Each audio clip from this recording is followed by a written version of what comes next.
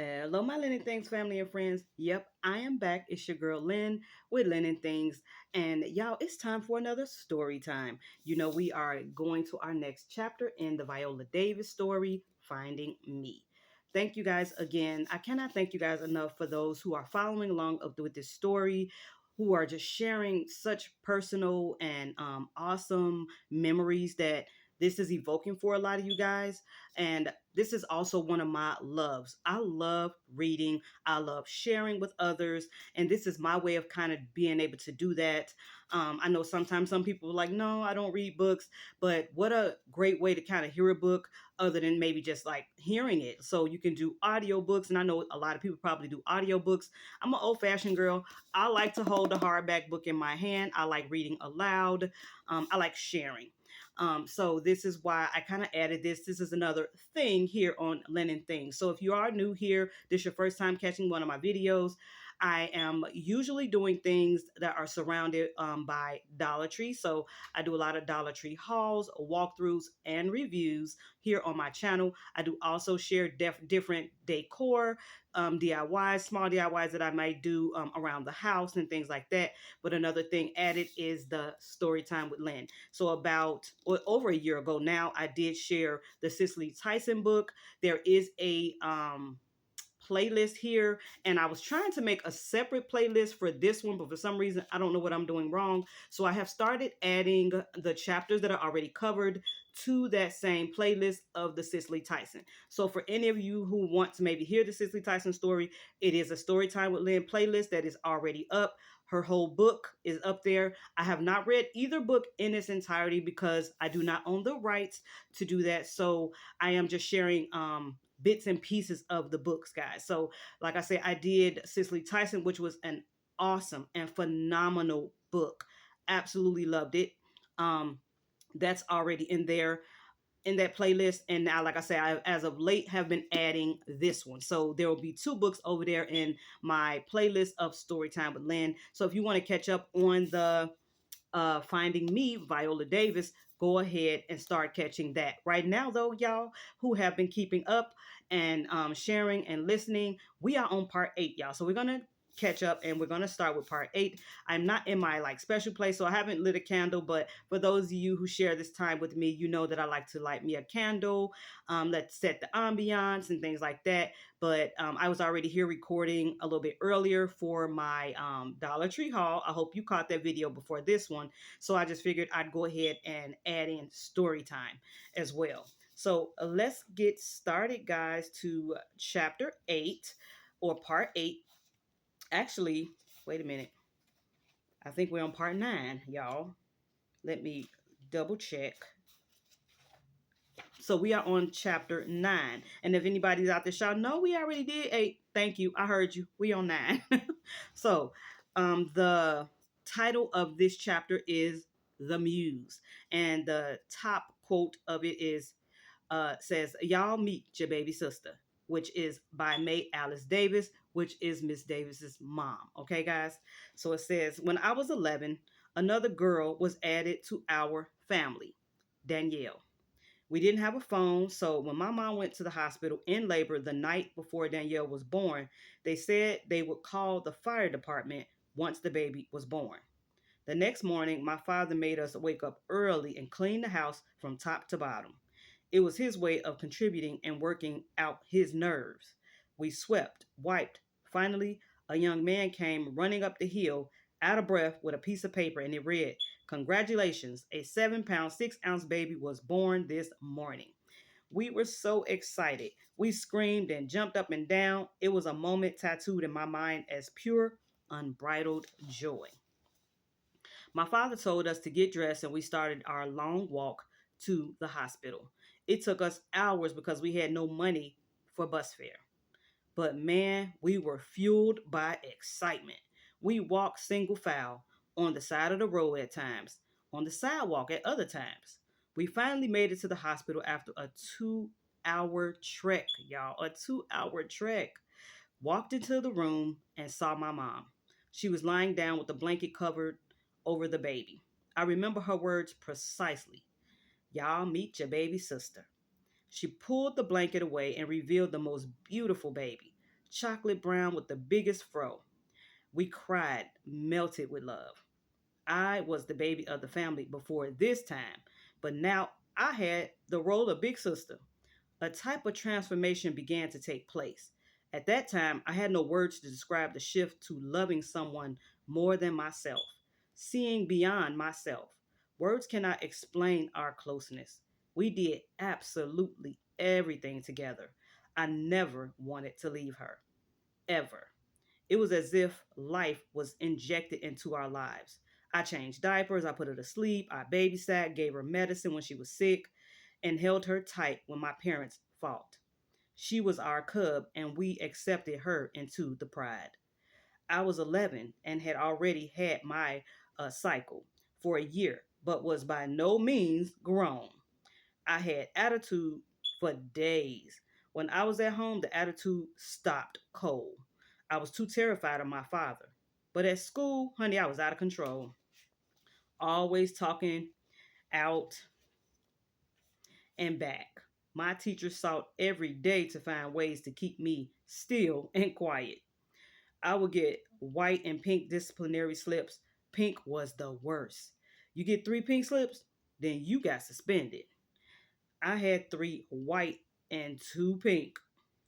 It was a good thing we didn't have a phone, or that would have been my tale. I was unsettled. I was an awkward, angry, hurt, traumatized kid. I couldn't articulate what I was feeling, and nobody asked. I didn't believe anybody cared. I was saturated in shame. There was so much we did not have or couldn't do, so much anger and violence that threatened the love. I was trying to be better. I focused on not wetting the bed. There were days I woke up dry, but still days that even after going to the bathroom beforehand, I woke up soaked up to my neck. My baby sister was a cure at this point, not for the bedwetting, but she was the day to day joy because she loved me. She saw me. One day, Dolores and I were coming back from school, and we neared the house and saw huge drops of blood on the pavement. Dolores whispered under her breath, "Oh my God." We got to our front steps and saw more blood, and the front window on the door broken. We walked in, and Anita and Diane looked shell shocked. Diane was holding Danielle, whose front shirt was saturated with blood. I almost screamed, but Diane said, "Shh, she's asleep. My daddy is out looking for mom. He said he's gonna kill her." He busted her head open and she grabbed Danielle to leave, and daddy grabbed her back. We stopped them. The blood on Danielle was my mom's. We were terrified. Finally, my dad came back mad. The night before, I tried to stop him from beating my mama. He was still angry at me about that. "Get your tails on out of here. Help me look for your mama," he says. "Soon as we find her, I'm going to kill her." Me and Dolores went out to help him look. He kept on yelling at me to walk faster, walk faster. Finally, he veered off to the right and told us to go to the left.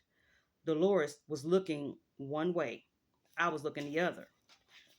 I heard Dolores cry, "Viola, oh my God, look."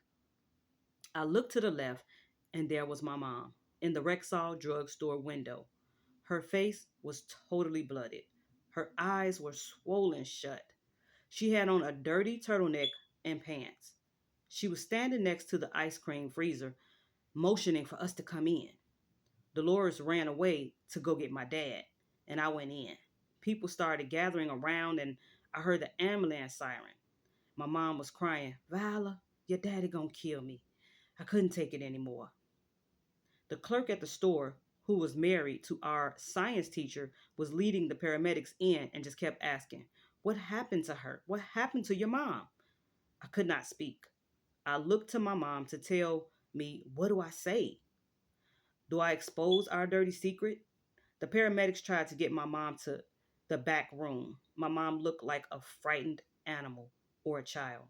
She didn't want to go back there alone with her arms outstretched. She screamed, "Viola, Viola, come with me. Don't leave me." I just stood there and couldn't move.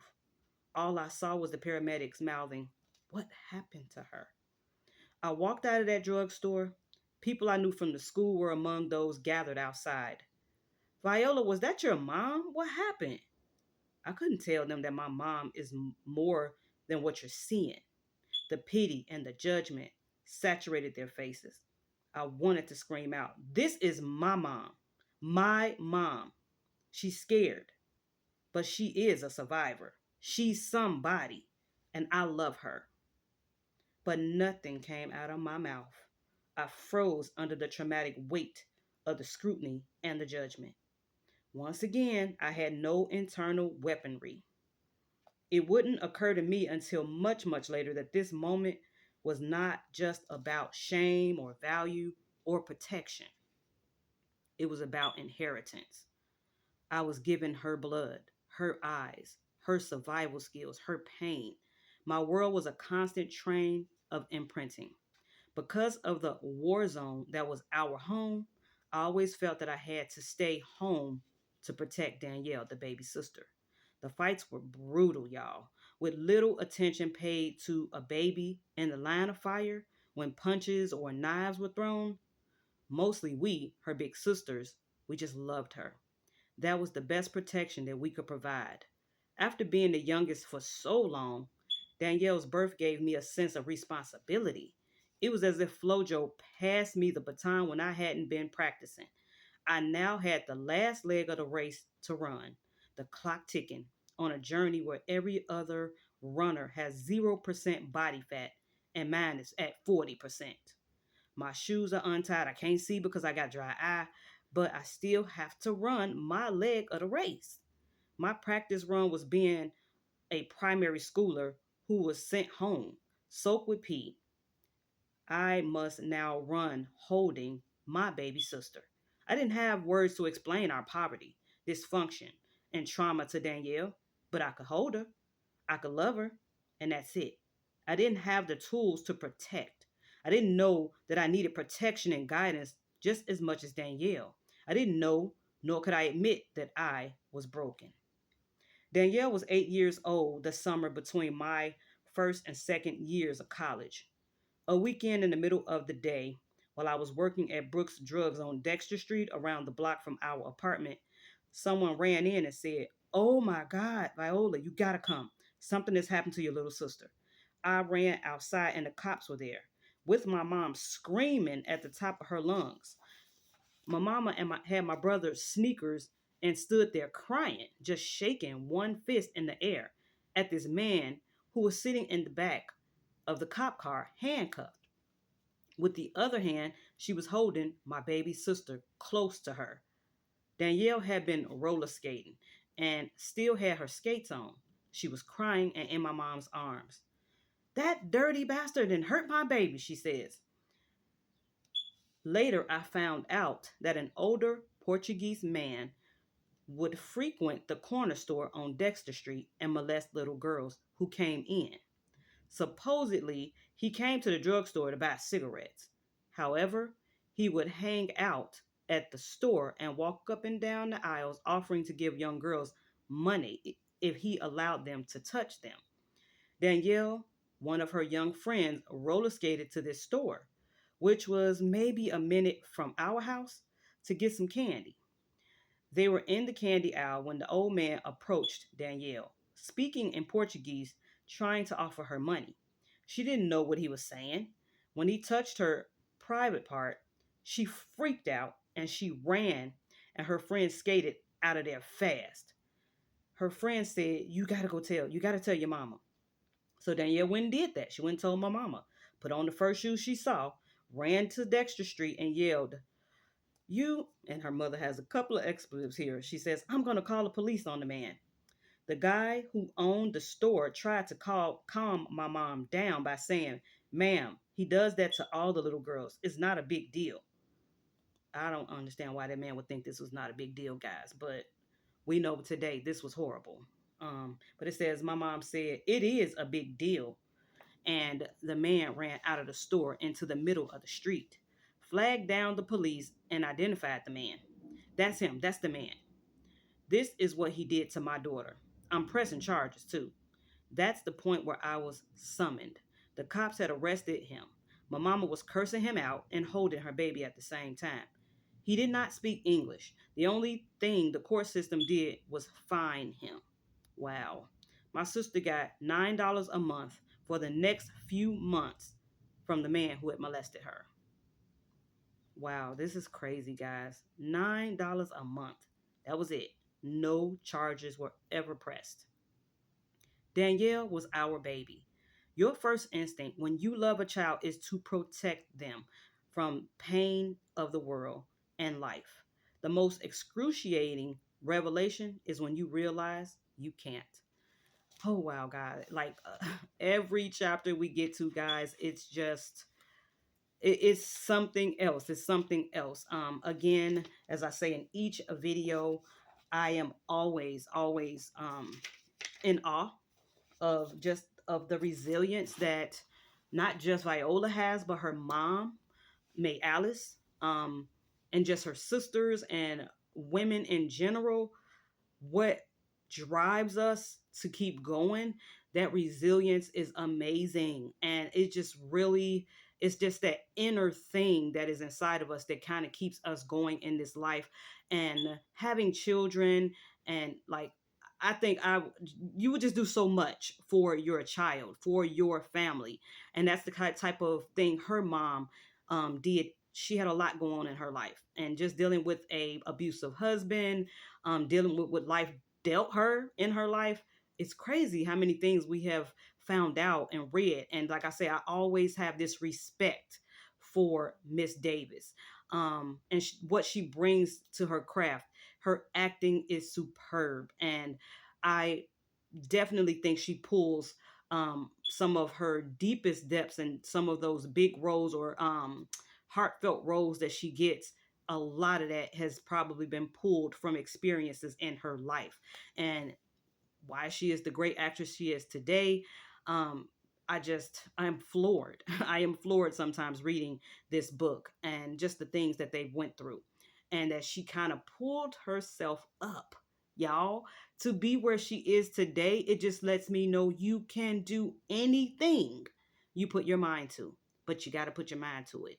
I hope you guys enjoyed this next reading, and I wanted to bring today our self, or the self personal challenge that I've been posting on my um community tab. I try to do it every day. I'm sorry I don't get around to it every day. I was about to post it before this video, and I was thinking, you know what, I'm just going to share it in the video, because when I first started this, I was doing this at the end of the video, so I'm just going to put it in. But this one today is, it says, call me Bob Ross.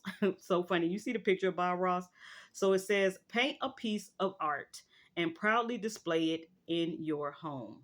Painting taps into that creative side of your brain, and it encourages you to take an idea and make it real. Yes. So when I read that, this is one thing me and my girls love to do. And I kind of just wanted to show you guys our gallery wall, because we do this, or have done this a lot. But if you guys have time and you want to do this, paint a piece of art, even if it's just something as trivial or as small as those little canvases the Dollar Tree carries. Just paint something, y'all. But we're going to end this with my gallery wall.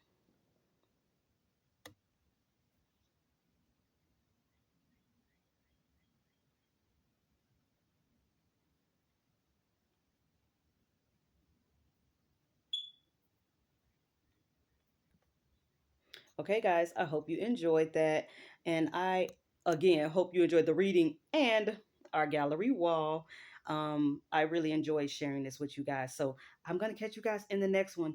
Again, please feel free to leave your thoughts, any memories. I truly have been enjoying the stories and things like that you have guys have been sharing with me. Thank you so very much. It means a lot. All right, guys, catch y'all in the next one.